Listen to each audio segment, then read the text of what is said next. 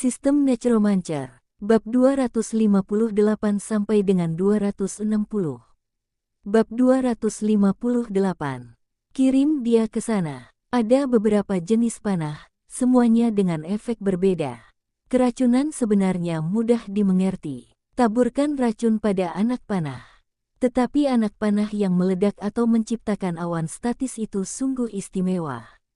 Panah ajaib ini dibuat dengan hati-hati oleh pengrajin senior kami untuk memastikan bahwa masing-masing panah dapat memainkan perannya sendiri. Menyentuh kumisnya, dia berbicara dengan lembut. Wu Heng meliriknya dan terus melihat ke arah anak panah. Apakah ini alat peraga ajaib? Memang benar rune itu terukir, tetapi itu adalah barang sekali pakai dan tidak dapat diklasifikasikan sebagai alat peraga sulap. Pria itu menjelaskan dan terus bertanya, apakah tamu ingin membelinya kembali dan mencobanya. Untuk menghadapinya beberapa musuh yang sulit, akan ada yang efektif. Saya akan melihat lagi dan kembali jika perlu. Pria itu tersenyum dan berkata, tamu, pergilah pelan-pelan. Kami menetapkan harga berdasarkan jarak, dan tidak ada negosiasi. Apakah ada yang salah? Sila Gui berbicara lebih dulu. Di toko, ada orang lain yang duduk, dengan rambut pirang dan telinga lancip, wakil diaken asosiasi, Sila Gui. Saat berjalan melewati toko, Wu Heng masih memikirkan tentang panah dengan berbagai efek khusus. Busur dan anak panah dapat menembak lebih jauh dan akurat, dan efektivitasnya belum tentu lebih buruk daripada peluru. Wu Heng terus bertanya, setelah melakukan pemesanan, berapa lama waktu yang dibutuhkan untuk mengirimkannya? Wu Heng membawa petugas kerangka itu dan berjalan langsung ke toko. Sekarang tampaknya arah perkembangan bumi sudah sangat berbeda. Pihak lain juga tercengang saat melihat Wu Heng masuk. Wu Heng terus berjalan ke depan. Harganya tidak mahal. Dalam hal kerusakan jangka panjang, ada kekurangan seperti itu, jadi tidak ada yang mengembangkan senjata api.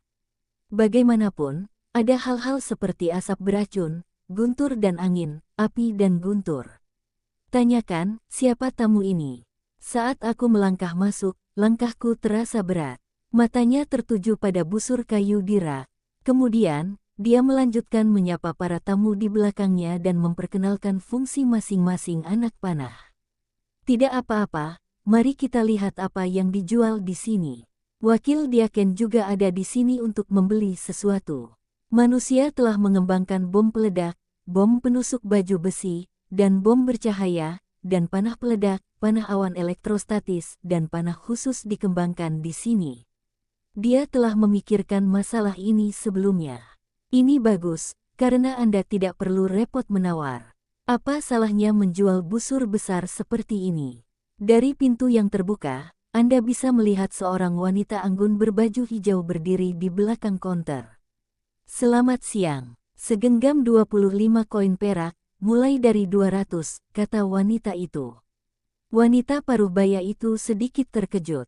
Dalam 12 hari, itu akan dikirimkan kepada Anda dalam waktu sekitar 10 hari. Wanita paruh baya di belakang konter keluar sambil tersenyum. Apakah masih bisa lebih murah? Salam hormat, selamat siang, wakil diakon Wu Heng. Sila Gui menatap wanita di belakang meja kasir dan mengangguk, baiklah, mari kita lihat.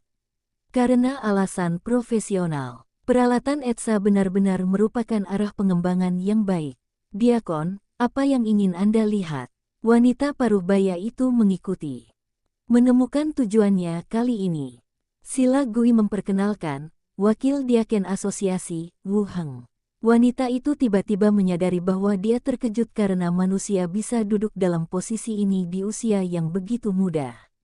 Wu Heng tidak lagi memperhatikan Sila Gui dan melihat ke sepanjang toko. Toko para elf. Dia langsung berkata, saya akan pesan 2000. Jika kualitas dan kecepatan pengiriman memuaskan saya akan terus membelinya di masa mendatang. Treasure Island hanyalah sebuah pulau kecil, dan bisnisnya tidak terlalu bagus. Sebagian besar dari mereka berlabuh di sini dan dipindahkan ke angkatan darat lain untuk dijual.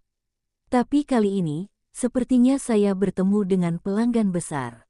Untuk yang menentukan seperti itu, biayanya 2.000. Kemungkinan besar saya akan terus memesan di masa mendatang. Dia melirik Silagui, tidak jauh dari sana, dan mata pihak lain juga sedikit terkejut dan curiga. Tentu saja, saya tidak menyangka akan melakukan pemesanan sebesar itu. Saya akan memberikan Anda kwitansi sekarang. Wanita itu segera pergi ke konter dan mulai mengisi kwitansi tersebut. Pada saat yang sama, dia berkata, "Deputi, asosiasi menjamin Anda. Anda hanya perlu membayar deposit 30%. Ketika barang sudah dikirim, itu akan dikreditkan ke pembayaran." Wu Heng mengeluarkan sekantong koin perak dan meletakkannya di meja. Kedua wanita itu melihat pemandangan ini dengan heran. Bawalah begitu banyak uang. Setelah inventaris wanita tersebut dipastikan benar, tersenyum dan berkata, "Barang telah tiba, saya akan meminta seseorang pergi ke asosiasi untuk memberi tahu Anda." Bisa. Setelah melunasi tagihan, Wu Heng hendak pergi. Pergi ke pintu. Peri, Silagui, mengikuti dan berjalan keluar. Mau kemana? Kembali ke asosiasi. Benar sekali, aku ingin kembali juga, ayo pergi bersama, kata Silagui sambil memimpin untuk berjalan maju. Wu Heng melirik sosok peri itu dan mengikutinya ke depan. Untuk apa kamu membeli busur sebanyak itu? Silagui bertanya. Saya mendengar bahwa busur para elf sangat bagus, dan saya berencana untuk membawanya kembali ke kampung halaman saya. Itu tidak bohong, hanya agak samar-samar. Kamu masih ingin membelinya secara langsung. Bukankah ada toko peri di sana? Itu relatif jauh. Ini pertama kalinya aku melihat para elf. Wu Heng melirik ke arah para elf yang lembut itu. Sepertinya menyadari tatapan Wu Heng. Peri itu melihat ke samping dan terus bertanya, "Jika saya meminta Anda mengevaluasinya, bagaimana Anda mengevaluasinya?" Wu Heng berpikir sejenak dan berkata, "Elegan dan indah." Silagui juga memiliki senyuman di wajahnya, "Terima kasih." Dia kemudian melanjutkan bertanya, "Ngomong-ngomong, saya adalah pendekar pedang ajaib. Apa profesi Anda? Mari kita saling mengenal. Ini juga akan membantu dalam pertempuran di masa depan." Pendekar pedang ajaib, ini adalah profesi khusus lainnya. Melihat pihak lain masih menatapnya dengan mata terbelalak, Wu Heng berkata, "Profesi saya cukup istimewa, dan mudah bagi orang untuk salah paham jika saya memberitahu Anda tentang hal itu."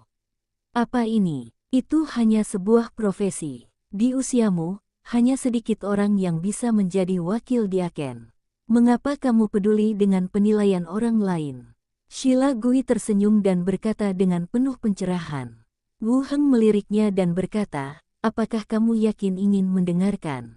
Sangat spesial, cukup istimewa. Apakah ada pendekar pedang sihir khusus?" Necromancer tampaknya lebih tersebar luas di luar daripada profesi Magic Swordsman. Bagaimanapun, saya belum pernah mendengar profesi seperti itu di kota Blackstone dan kota Luntam. Sepertinya tidak seistimewa profesi ini. Silagui berkata, "Cepat atau lambat, kamu akan tahu, jadi katakan saja padaku." "Ahli nujum." Silagui, yang berjalan ke depan untuk membujuknya berhenti tiba-tiba, menoleh ke belakang, dan menyentuh pedang panjang di pinggangnya. Wu Heng juga menyipitkan matanya dan berkata dengan tenang, dengan sepengetahuan wakil diaken, Silagui, dia tidak boleh bias terhadap profesinya. Silagui juga memperhatikan tindakannya dan segera melepaskan tangannya dan berkata, "Maaf, saya tidak bereaksi saat ini." "Tidak apa-apa, aku sudah terbiasa." Keduanya sedang berjalan dan mengobrol. Mereka kembali ke asosiasi bersama-sama, lalu berpisah dan pergi ke ruang kerja subdiakon. Di ruang belajar, Wu Heng kembali dan hendak memanggil Underwear pulang. Dia kemudian mendengar pihak lain berkata, "Guru, sebuah tim telah mengajukan lamaran." "Hah? Aplikasi apa?" "Tim 3 telah menemukan buronan kriminal level 13, mohon minta wakil diaken untuk memimpin tim untuk menangkapnya. Kirimkan ke Silagui, dia baru saja kembali." Bab 259. Cukup akurat. Oh, Underwale setuju. menyimpan dokumen itu, dan mengirimkannya ke subdiakon peri. Tepat sebelum dia bangun, ada ketukan di pintu. Dong dong dong gelombang. Ketukan di pintu agak mendesak. Andewil membukanya dan melihat sesosok tubuh pendek dan kekar berdiri di luar. Dia melirik Wu Heng dan membungkuk sedikit. Olin, kapten tim ketiga, telah bertemu dengan wakil Diaken. Suaranya kasar. Itu masih satu langkah terlambat dan saya terjebak di rumah. Masuk, kata Wu Heng. Pada saat yang sama, dia melihat orang-orang yang masuk. Kulit coklat tua, tinggi sekitar 1,6 meter, dan terlihat sangat kuat. Dia memiliki janggut tebal berwarna merah menyala, mengenakan pelindung kulit berwarna coklat tua, dan memiliki burung hantu berbulu abu-abu di bahunya. Di pinggangnya ada kapak perang bergagang pendek dan di punggungnya ada panah otomatis. Kurcaci, pekerjaannya harus penjaga hutan atau penjaga. Setelah memasuki ruangan, kurcaci itu tidak duduk dan berkata langsung, "Tuan Diakon Agung, kami telah menemukan informasi tentang bajak laut gigi hiu. Mereka akan berdagang di luar pelabuhan malam ini. Ini adalah kesempatan bagus untuk menangkapnya." Wu Heng mengobrak-abrik pemberitahuan buronan tentang bajak laut gigi hiu. Kapten Li, buronan kriminal tingkat ketiga, dengan harga buronan 445 koin perak. Kejahatan yang dilakukan adalah penjarahan kapal dagang, perdagangan manusia, serta penyerangan dan pembunuhan anggota asosiasi. Pengumpulan intelijen bekerja di dunia ini. Jika setelah dilakukan tidak ada seorang pun yang mengetahuinya, maka hal itu tidak dapat dijadikan alat bukti tindak pidana. Untuk bisa dicatat oleh asosiasi berkali-kali, hal-hal yang telah dia lakukan pasti lebih dari ini. Ceritakan secara detail dan kesulitan yang menurut Anda mungkin Anda hadapi saat menangkapnya. Kurcaci itu berpikir sejenak dan berkata, Li adalah profesional level 13. Tidak jelas berapa banyak orang yang akan dia bawa, tapi seharusnya tidak banyak. Kesulitannya adalah, Li, dikabarkan bahwa dia memiliki darah dari hiu. Sekali tidak ada yang bisa berbuat apa-apa terhadapnya jika dia melompat ke laut. Tingkat 13, levelnya tidak tinggi. Dia sekarang level 10, Skull Crusher level 16, dan Blue Tax level 14. Tidak ada masalah dalam membunuhnya. Tetapi jika pihak lain berada di laut dan menghadapi bahaya, dia bisa melompat ke laut dan pergi. Hal ini masih relatif sulit untuk diatasi. Apakah informasinya akurat? Informasinya harus akurat. Wu Heng mengangguk, pergi dan bersiaplah. Bertemu di pintu nanti. Kurcaci itu sangat gembira dan berkata, terima kasih, Diakon Agung. Setelah mengatakan itu, dia berbalik dan pergi.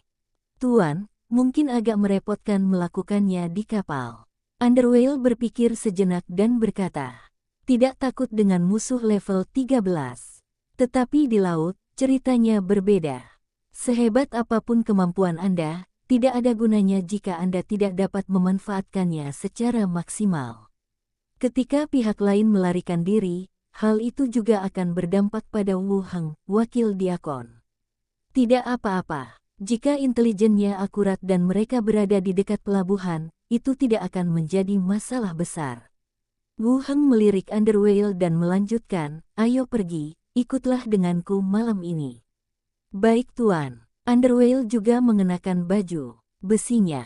Kereta berderit ke depan. Blue Tax menemani kusir dan duduk di luar gerbong. Wu Heng dan Underwhale duduk di satu sisi, dan Skullbreaker dan Kurcaci Orin berkerumun di sisi lain. Anggota tim ketiga yang tersisa mengikuti keluar dengan menunggang kuda. Kurcaci Orin memberi makan burung hantu itu makanan dan berkata, Tuanku Diakon Agung, apa rencanamu? Wu Heng bertanya balik, ceritakan padaku tentang rencana awalmu. Saya punya dua rencana. Yang pertama adalah membunuh langsung dari jarak jauh tanpa memberikan kesempatan kepada lawan untuk melarikan diri. Tapi ini lebih sulit karena penglihatan di malam hari dan kekuatan panah otomatis terbatas. Yang kedua adalah dengan cepat mendekati lawan dan menghalangi jalan keluarnya. Petik 2. Kurcaci itu mengeluarkan gulungan dari tangannya dan melanjutkan, saya memiliki gulungan ajaib es, yang untuk sementara dapat memblokir air di area tertentu. Dua ide, tetapi tidak ada yang memiliki peluang sukses yang besar. Lawannya memang sulit untuk dibunuh, kalau tidak dia tidak akan terbunuh sampai sekarang. Ardekan, apa pendapatmu tentang rencanaku? Tanya kurcaci itu. Baiklah, kita bisa mencoba kedua aspek tersebut pada saat itu. Malam tiba. Seluruh lautan tiba-tiba menjadi gelap. Angin malam membuat ombak naik dan turun. Di laut di luar pelabuhan, sebuah perahu kayu perlahan bergerak maju di bawah dayung para pelaut. Li, pemimpin kelompok bajak laut gigi hiu, sedang duduk di atas balok kapal kayu, membelai kepala gadis itu dengan satu tangan, seolah-olah sedang membelai hewan peliharaan. Di kakinya, ada 3 gadis muda, tangan mereka terikat, meringkuk, mata mereka penuh ketakutan. Tubuhnya sedikit gemetar, tapi dia tidak berani mengeluarkan suara. Leo menghirup semilir angin sejuk di udara dan berkata, "Patuhlah, jika kamu tidak bisa menjual, aku hanya bisa melemparkanmu ke bawah untuk memberi makan ikan." Mendengar kata-kata tersebut, wajah gadis-gadis itu menjadi semakin pucat dan mereka menangis terseduh-seduh. Mendengar suara tersebut, Leo tertawa gembira. Saya sangat menikmati ekspresi ketakutan di wajah orang-orang ini. Kapten, ada kapal yang datang ke sana. Pelaut itu tiba-tiba mengingatkan. Leo melihat ke depan. Di laut yang gelap, cahaya terang memantulkan sebuah perahu kecil, yang juga berukuran kecil. Tampaknya pembeli telah tiba. Leo berkata, tinggalkan lebih dekat dan hati-hati. Jika ada bahaya, segera ambil tindakan. Dimengerti. Pelaut itu menjawab dan mulai mendayung ke arah seberang. Segera, 2 kapal mendekat. Di seberang jalan, seseorang sedang memegang lampu minyak dan bertanya, yang bergigi hiu. "Nah, apakah kamu membawa uangnya?" tanya Leo. "Di mana barangnya?" Li melirik perahu kayu lawan dan menendang orang-orang di tanah ke depan dengan kakinya. "Mereka semua ada di sini." "Oke, saya ingin memeriksa barangnya." "Bisa." Orang di seberangnya memegang lampu ke depan. Biarkan cahaya menyinari Li dan yang lainnya. Pada saat ini, pupil Leo tiba-tiba mengembun, dan dia langsung menoleh dan meraih udara. Puff gelombang. Telapak tangannya tidak menangkap anak panah apapun, dan separuh wajah kiri Leo langsung menghilang. Darah panas dan lengket memercik ke seluruh tubuh semua orang. Li menyentuh wajahnya dan langsung ingin melompat ke laut dan melarikan diri. Detik berikutnya, suara terobosan di udara terdengar lagi, dan bagian belakang kepala Leo meledak lagi, dan dia jatuh ke dek kapal. Sial, mereka membunuh kapten dan membalaskan dendam kapten. Anggota lain dari kelompok bajak laut gigi hiu segera mengeluarkan senjata mereka. Dengan raungan yang keras, dia menerkam langsung ke sisi yang berlawanan. Pembeli di seberang juga langsung bereaksi. Melihat para perompak melompati, tidak ada waktu untuk menjelaskan. Dia juga mencabut senjatanya dan menyerbu ke arah lawan. Di laut yang gelap, lambung kapal bergoyang tidak stabil. Suara benturan senjata dan raungan menggema di seluruh area. Di kejauhan, di dek kapal kargo, Wu Heng melihat ke kejauhan dengan teleskop, sementara Underwhale sedang berbaring di geladak, memegang senapan sniper di tangannya. Underwhale memang sangat berbakat dalam menembak. Jaraknya jauh, dan perahu sudah terombang-ambing oleh ombak. Tidak mudah untuk membunuh target. Sebenarnya tembakan pertama juga sangat akurat. Untuk orang normal, tembakan itu sudah cukup untuk membunuhnya, tapi lawannya adalah seorang profesional level 13. Saat itu, saya sebenarnya berpikir untuk melarikan diri. Untungnya, tembakan kedua menyusul dan mengenai bagian belakang kepala. Wu Heng melihat melalui teleskop dan melihat lawan bertarung secara langsung. Dikatakan melalui headset radio, penjahat yang dicari telah dibunuh, dan ada sandera di kapal. Jangan membunuh orang yang salah. Oke, suara kurcaci itu terdengar dari headset. Segera setelah itu, sebuah perahu kecil dengan cepat bergegas menuju lokasi kapal-kapal yang bertikai dari bawah. Lanjutkan menembakkan beberapa tembakan lagi, dan ini hanya latihan. Underwhale juga terkejut dengan jangkauan dan kekuatan benda ini. Dia sekali lagi menahan napas dan membidik sasaran melalui teropong. Detik berikutnya, tarik pelatuknya. Bang gelombang. Suara tembakan terdengar, dan pukulan mundur mendorong tubuh Underwhale, menyebabkan gelombang naik dari pantatnya. Di lokasi sasaran, tiba-tiba kuil bajak laut meledak dan tubuhnya jatuh ke laut. Itu cukup akurat, Wu Heng memuji, duduk di samping dan meletakkan tangannya di pinggul bisir. Weir melirik sedikit ke samping. Ekor berbulu itu terangkat ke atas dan jatuh menutupi tangannya. Kemudian terus tarik pelatuknya untuk membunuh target yang jauh. Penembakan tidak berhenti sampai tim kurcaci tiba. Teruskan melihat melalui teropong untuk melihat pertempuran di kejauhan. Para perompak dan pembeli telah bertengkar cukup lama, ada yang terluka dan ada yang tewas. Tim kurcaci lewat. Mereka yang memiliki kekuatan meninggalkan kapal dan melarikan diri, sedangkan mereka yang terluka dibunuh oleh pasukan ketika mereka melawan. Segera, pertempuran berakhir. Tim ketiga, bersama dua kapal lainnya, kembali merapat. Setelah menghitung jarahan, kurcaci itu datang dan berkata dengan suara kasar, "Diakon, pastikan penjahat yang dicari sudah mati." Bab 260. Jangan main-main dengannya. Penjahat yang dicari sudah tewas. 3 sandera dan sekotak kecil koin perak, sekitar 1.000 atau lebih, ditemukan di kapal. Tujuan transaksi masih belum jelas. Sepatu bot kulit ringan armor sisik ikan. 1 untuk meningkatkan kecepatan gerakan dan 1 lagi untuk meningkatkan pertahanan sihir. Wu Heng mengangguk tanpa mengambilnya, dan berkata langsung, "Ayo pergi, ayo kirim barang-barang ini ke asosiasi dulu, dan kita akan membicarakan sisanya besok." Bagus. Kurcaci itu memberikan penjelasan sederhana dan menyandarkan kapalnya di dermaga.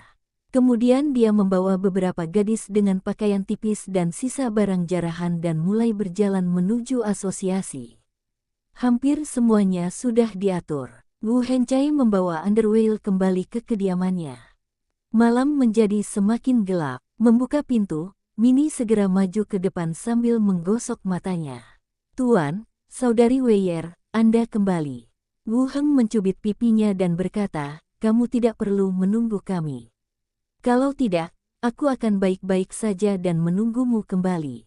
Wu Heng memeluknya dan memutarnya setengah lingkaran, memujinya dan berkata, "Kamu sangat baik. Hei, aku akan memanaskan makanan untukmu." Setelah mengatakan itu, Minnie berlari ke dapur lagi. Setelah makan sederhana, juga kembali ke tempat, tidur dan istirahat. Keesokan harinya, pergi ke asosiasi. Segera setelah dia memasuki aula, dia mendengar beberapa profesional mengobrol mendiskusikan bajak laut bergigi hiu. Li sudah meninggal. Benarkah beritanya? Kelompok gigi hiu sudah bertahun-tahun tidak bisa mencapai pantai, dan Leo memiliki darah hiu. Tidak ada yang bisa menangkapnya di laut, jadi bagaimana dia bisa dibunuh? Memang benar, asosiasi telah melakukan otopsi, dan kudengar seseorang dari tim 3 yang membunuhnya. Kurcaci itu, kamu bisa menenggelamkannya di air dangkal. Kelompok bajak laut gigi hiu telah menimbulkan masalah di Nusantara selama bertahun-tahun. Karena perbuatan jahatnya, dia juga terkenal kejam. Ada musuh yang tak terhitung jumlahnya, tapi sebenarnya tidak ada orang yang bisa membunuh Li di laut. Bahkan sekarang saya mendengar bahwa pihak lain dibunuh oleh anggota tim. Sungguh sulit dipercaya. Namun, saat beberapa orang sedang berdebat dengan suara pelan, beberapa staf asosiasi berjalan langsung menuju papan pengumuman asosiasi. Robek pemberitahuan hadiah untuk Li. Suara perdebatan tiba-tiba berhenti. "Li, apakah benar-benar mati?" Wu Heng berdiri di depan papan pengumuman dan mendengarkan sebentar. Setelah mereka pergi, dia pergi ke ruang kantor. Underwhale sudah lama berada di sini. Melihat Wu Heng masuk, dia tersenyum dan berkata, "Tuan, tidak ada yang bisa dilakukan hari ini. Anda tidak harus datang sepagi ini." "Baiklah, datang dan lihatlah. Aku akan pergi nanti jika tidak ada lagi yang bisa dilakukan." Dong dong dong gelombang. Ada ketukan di pintu. Kurcaci, Olin membuka pintu dan masuk, diikuti oleh dua anggota tim manusia yang membawa sebuah kotak kayu. Itu ditempatkan di tanah dengan bunyi gedebuk. Melihatnya, wajah mereka bertiga terlihat gembira tak terkendali. Sepertinya dia sangat senang dengan penangkapan bajak laut kemarin. Bagaimanapun, seluruh asosiasi sedang mendiskusikan masalah ini. Terima kasih, Diakon Agung, atas bantuanmu tadi malam. Ohlin mengucapkan terima kasih lagi. Yah, tidak apa-apa. Ohlin melanjutkan, kami melakukan inventarisasi barang rampasan secara rinci tadi malam. Totalnya ada 1.200 koin perak. 2 kapal kecil dijual seharga 420 koin perak. Kami menghitung setengahnya dan mengirimkannya kepada Anda. Hasil rampasan dari tim normal biasanya dibagi rata. Adapun wakil diakon atau diakon yang memimpin tim akan mendapat lebih banyak secara individu. Tadi malam, Wu Heng sendiri yang membunuh penjahat yang dicari itu. Ketika mereka akan menyelesaikan pekerjaannya, mereka tentu saja harus mematuhi aturan tidak tertulis ini. Baiklah, mari kita duduk dan berbicara, kamu tidak perlu berdiri. Wu Heng memberi isyarat kepada beberapa orang untuk duduk. Andewil membawakan teh untuk mereka bertiga. Kurcaci itu mengelus janggut merahnya yang menyala-nyala dan melanjutkan, hadiah untuk penjahat yang dicari belum turun. Saya akan mengirimkannya kepada Anda ketika saatnya tiba. Kami juga akan memberi Anda 2 alat peraga. Saat dia mengatakan itu, salah satu dari mereka membuka kotak itu. Selain koin perak, ada 2 alat peraga ajaib. Sepatu bot kulit ringan armor sisik ikan. Efek yang diberikan oleh alat peraga sangat praktis, tetapi telah dipakai oleh bajak laut dalam keadaan compang camping. Jika saya tidak menggunakannya sendiri, saya pasti tidak akan suka jika diberikan kepada Weir dan yang lainnya. Dia meliriknya dan berkata, saya tidak bisa menggunakannya. Jika ada di antara Anda yang bisa menggunakannya, bagikan saja di antara Anda sendiri. Kurcaci itu berpikir sejenak, kalau begitu aku akan bertanya padamu kapan waktunya tiba, menghitung harganya untukmu, dan mengirimkannya bersama hadiahnya. Bisa. Wu Heng merasa kurcaci ini cukup pandai menjadi manusia. Selain itu, dia tidak seburuk yang dia bayangkan. Wu Heng terus bertanya, bagaimana kabar para sandera? Masih dalam penyelidikan, sepertinya terlibat dalam penculikan dan perdagangan anak perempuan dari berbagai suku. Saya akan laporkan kepada Anda apa hasilnya, lanjut kurcaci itu. Oke. Beberapa orang duduk bersama dan mengobrol sebentar. Para kurcaci memperkenalkannya ke beberapa tempat lokal yang khas sebelum berangkat bersama rakyatnya. Keluarlah. Anggota tim manusia berkata dengan rasa ingin tahu, Kapten, kapan Anda menjadi begitu memenuhi syarat? Kurcaci itu menoleh dan melihat ke ruangan tempat dia keluar. Berkata, bersikaplah sopan kepada orang ini dan jangan memprovokasi dia di masa depan. Kapten, apakah Anda punya informasi? Kurcaci itu menyentuh janggutnya dan berkata sambil berjalan, jika kamu tidak ingin menjadi kerangka, jangan bertanya. Wu Heng mengumpulkan koin perak yang dikirim oleh para kurcaci. Setelah duduk beberapa saat, dia membawa Underwhale pergi. Keluar dari perkumpulan, Wu Heng pergi ke konsorsium lambang ular, sementara Underwhale naik ke atas mencari Mini untuk melihat rumah yang baru direnovasi. Masuk ke lobi konsorsium. Interiornya masih mewah dan mewah, banyak orang berkumpul di konter dan papan pengumuman. Tampaknya bisnis di sini jauh lebih baik daripada di kota Luntam. Pergi langsung ke anggota staf dan ambil lambang konsorsium. Staf lebih hormat, tamu, silakan lewat sini. Dibawa ke ruang tunggu sendirian. Kue dan teh telah dibawa masuk. Pada saat yang sama, seorang pria paruh baya dengan pakaian formal masuk dan memberi hormat sedikit. Tamu, apa yang bisa saya sajikan untuk Anda? Saya berencana mengeluarkan beberapa komisi. Mengenakan pakaian seperti ini, dia bukanlah orang lokal yang bertanggung jawab seperti Lecia, tapi anggota staf yang sedikit lebih senior. Mirip dengan manajer lobi. Tamu, jenis titipan apa yang Anda butuhkan?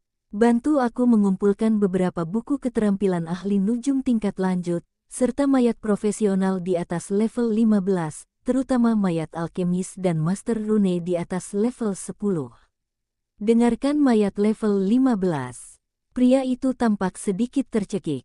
Level 15, profesional tingkat 4, tokoh teratas di kekuatan apapun. Dia sebenarnya ingin membeli jenazahnya secara langsung. Apakah ada kesulitan? Wu Heng bertanya. Tidak terlalu sulit, tapi mungkin agak merepotkan untuk mengumpulkannya, dan waktunya tidak bisa dijamin. Ini bukanlah persyaratan yang besar. Wu Heng berkata langsung, tidak apa-apa, kamu dapat mengambilnya secara normal. Tamu yang baik, saya akan mengisi surat kuasa untuk Anda. Pria itu mulai menulis di samping. Wu Heng sedang menunggu. Saat ini, saya mulai berpikir sedikit tentang Lecia, seorang wanita cantik dan intelektual. Kadang-kadang, saya akan memberikan nasihat pada diri saya sendiri. Segera, surat komisi selesai. Tamu, Anda harus membayar 3.500 koin perak sebagai deposit. Harga ini naik luar biasa. Wu Heng langsung mengeluarkan koin perak yang sesuai dan menyerahkannya kepada pihak lain. Pihak lain membubuhkan stempel pada lambang tersebut dan titipan menjadi efektif. Saat kami keluar dari konsorsium, hari sudah menjelang senja. Wu Heng kembali ke asosiasi. Beberapa anggota staf berjalan ke arah saya secara berkelompok. Selamat malam, Tuan Diakon Agung. Ardekan. Beberapa orang yang mengenal Wu Heng memberi hormat dan menyapa. Selamat malam, jawab Wu Heng. Tunggu sebentar lagi. Saya mendengar suara samar datang dari belakang. Diakon Agung yang baru. Manusia menjadi Diakon Agung pada usia yang begitu muda. Ya, masih sangat muda. Wu Heng memasuki aula, langsung menuruni tangga batu dan tiba di kamar mayat. Di ruangan yang dingin dan kosong, jenazah ditutupi kain linen di atas. Tempat tidur rangka besi. Dua petugas koroner dengan gaun biru sedang melakukan otopsi pada mayat. Melihat Wu Heng masuk, dia mengerutkan kening. Wu Heng adalah orang pertama yang berbicara, saya wakil diakon asosiasi. Di mana jenazah bajak laut Gigi Hiu yang dikirim kemarin? Mendengar bahwa itu adalah subdiakon, ekspresi petugas koroner menjadi hormat di sana. Wu Heng berjalan mendekat dan membuka yang pertama, dan melihat tubuh pemimpin, Li. Bagaimana cara menangani mayat-mayat ini? Wu Heng bertanya. Pengaturan asosiasinya adalah tim ketiga dan kelima akan membakarnya besok siang. Wu Heng menutupi kembali mayat itu dan berkata, keluarkan organ dalam mayat ini untukku. Tangan petugas koroner berhenti. Ardekan, ini tidak sesuai dengan prosedur.